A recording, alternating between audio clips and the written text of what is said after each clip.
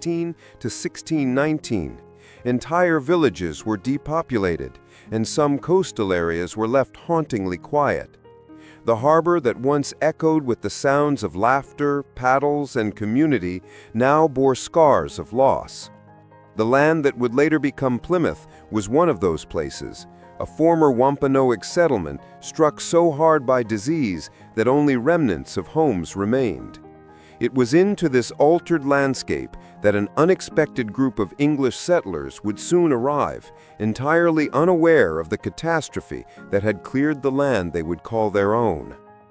In the gray, demanding month of December 1620, the Mayflower, a merchant ship never meant for colonization, anchored just outside Plymouth Harbor after a grueling 2-month Atlantic crossing. The people aboard were exhausted, seasick, and worn to the bone. They were a mix of religious separatists seeking a place to worship freely, and English laborers hired to support the colony. The romantic, textbook version of the story often portrays them as noble and heroic, but the truth was far less polished. They were frightened, malnourished, and battling illness. The Atlantic had tossed them like driftwood, and the crew had lost patience long before they sighted land. The passengers were not arriving with triumphant certainty. They were stepping into the unknown, clinging to hope as their last remaining anchor. As the Mayflower drifted near the entrance of the harbor, the settlers stared across the shoreline with a mixture of relief and apprehension. The rising hills, the bare winter trees, and the shimmering stretch of cold ocean did not resemble the lush interior they had hoped to find in more temperate regions. Snow clung stubbornly to the ground. The biting wind cut through clothing like a blade. Still, after weeks aboard a cramped, foul-smelling vessel, the sight of solid land must have seemed like salvation. Their first explorations of the harbor were not grand expeditions, but hesitant forays made by small groups. They waded ashore in icy water, their boots sinking into slushy mud, the cold numbing their toes to the point of pain. They surveyed the coastline through frost-bitten breath, searching for a suitable place to build a settlement. Their journals described finding cleared fields and abandoned homes, evidence of the Wampanoag presence that had shaped the land long before them. To the Pilgrims, the empty dwellings were a sign of divine providence. They believed God had prepared the land specifically for their arrival, never realizing the tragic epidemic that had emptied it. On December 21, 1620, the colonists selected a hilly region overlooking the harbor as their future home. They named it Plymouth, after the English port where they had last departed. What followed was a winter so brutal it became etched into the collective memory of the colony. Snow fell heavily, storms battered the shoreline, and makeshift shelters offered little warmth. The harbor, with its calm, slate-colored surface, became both a lifeline and a witness to the colony's suffering. Supplies dwindled, disease spread, graves multiplied in the frozen hillside above the water. At night, the settlers could hear the waves slapping against the shore, an eerie, relentless sound that seemed to echo their fears. Yet Plymouth Harbor was also the source of their survival. The settlers fished its waters, gathered mussels along the shore, and used the harbor to bring timber from nearby forests. It was here that they built their first rough houses, constructed a small fort above the settlement, and mapped out the beginnings of a community. Despite the crushing hardship, a fragile foothold began to take shape. Everything changed in the spring when the Wampanoag made contact. Contrary to popular retellings, this moment was not an uncomplicated gesture of friendship. It was a calculated decision by the Massasoit Usamiquin, the Wampanoag sachem, who recognized that alliance with the English might strengthen his people against rival tribes and the destabilizing pressures caused by disease and European encroachment. Through the assistance of Tisquantum, known widely as Squanto, though his story itself was marked by kidnapping, slavery, and survival, The Pilgrims learned how to plant corn using fish as fertilizer, how to navigate local terrain, and how to fish the harbor in ways suited to the region.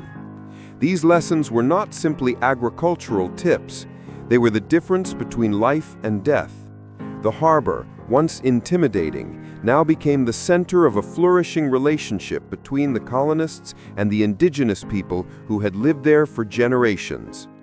Plymouth Harbor grew into a meeting place where diplomatic agreements were forged, goods were exchanged, and cultural misunderstandings slowly unfolded. It was a space of cooperation, but also of tension, for neither side could see the full consequences of their uneasy alliance. As the years passed, Plymouth transformed from a precarious settlement into a functioning colony. The harbor became a busy hub of daily life. Fishing boats dotted the water, bringing in cod and mackerel. Children played along the shore, collecting shells and chasing each other through the sand. The settlement expanded along the hills overlooking the harbor, with wooden houses sprouting up in rows and a palisade wall offering a sense of fragile security. The harbor linked Plymouth to other colonies and to England itself, becoming the gateway through which news, supplies, and immigrants flowed. Every ship that entered the harbor carried with it new challenges, disputes over land, shifting political pressures, economic opportunities, and the slow but steady transformation of New England society. By the mid-1600s, Plymouth Harbor had become not just a physical location, but a symbol of endurance and identity. However, the relationship between the colonists and the Wampanoag, once marked by cooperation, deteriorated under the strain of expanding settlements, land disputes, and cultural collisions. These rising tensions ultimately culminated in King Philip's War, 1675 to 1676, one of the bloodiest conflicts in American colonial history. Plymouth Harbor was not a battlefield, but it felt the reverberations, the comings and goings of soldiers, the fear etched into daily life, the uncertainty of a community caught between survival and warfare. The Wampanoag, who had once stood beside the settlers at the harbor's edge, now faced the loss of land, sovereignty, and cultural cohesion. The war reshaped the region forever, and Plymouth Harbor stood witness as the balance of power shifted irrevocably in favor of the English. In the centuries that followed, Plymouth Harbor continued to evolve. The colonial settlement gave way to a thriving maritime community. Fishing boats, merchant vessels, and later whaling ships traveled in and out of the harbor, turning it into a modest but important node in New England's coastal economy. Shipyards emerged along the waterfront. Warehouses stored goods from across the Atlantic. The population grew, bringing with it taverns, shops, churches, and the hum of daily life.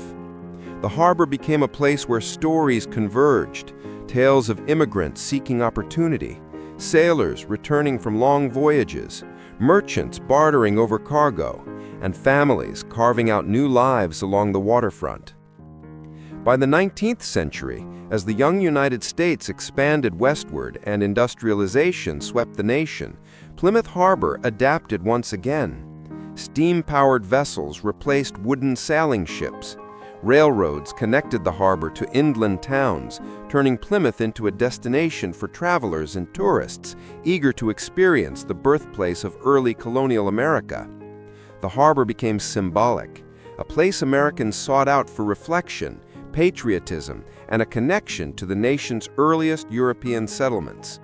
Monuments were erected, museums established, and Plymouth Rock, though far from its original location, became an iconic, if somewhat mythologized, symbol. Yet beneath these layers of commemoration, the harbor retained its deeper story, the story of the Wampanoag, whose lives were intertwined with it long before the Mayflower arrived, the story of the Pilgrims who fought to survive a brutal winter, the story of cooperation, conflict, and transformation that defined early New England. Plymouth Harbor became a living timeline where each generation left its mark while still feeling the echoes of the ones who came before. In the 20th century, the harbor entered a new chapter.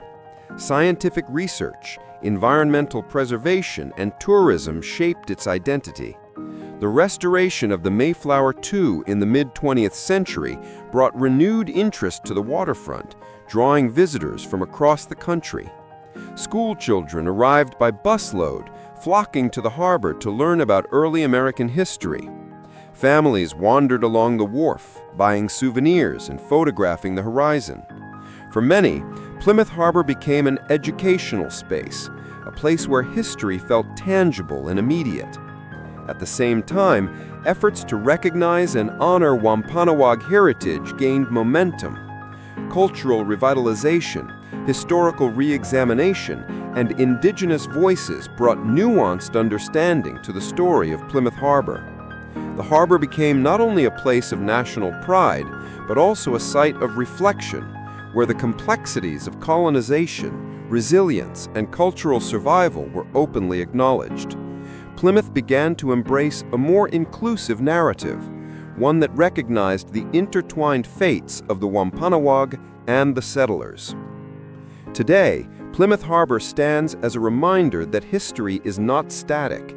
It lives and breathes through the people who walk along its shores, the communities who maintain it, and the stories, old and new, that continue to unfold there. The harbor is more than a picturesque landmark. It is a witness. It has seen storms, famines, celebrations, and revolutions. It has heard the chants of Wampanoag ceremonies, the desperate prayers of pilgrims, the cries of fishermen hauling nets, and the laughter of children skipping stones. It has carried canoes, wooden ships, steamers, and leisure boats. It has changed with the tides of history, yet it remains a constant presence, a timeless stretch of water linking the past to the present. Standing at the edge of Plymouth Harbor today, it's easy to feel the weight of all those centuries. The wind carries the scent of salt and seaweed. Seagulls circle overhead. Waves roll gently across the surface as if whispering stories too old to fully grasp. The harbor might look peaceful now, but beneath that calm lies a narrative filled with courage, tragedy, cooperation, conflict, reinvention, and resilience. It is a narrative that belongs not to one people, but to many, a shared history shaped by those who lived, suffered, hoped, and persevered along its shores. Plymouth Harbor is not simply where the Pilgrims landed, it is where multiple cultures met, where two worlds collided, where a nation's earliest dreams and darkest consequences both took root. It is where spirits were broken and rebuilt, where alliances formed and fractured, where communities rose from the coldest winter and endured through centuries of change. To walk beside that water is to step into a story that still matters, a story still unfolding, a story that continues to define what America remembers and what it strives to understand.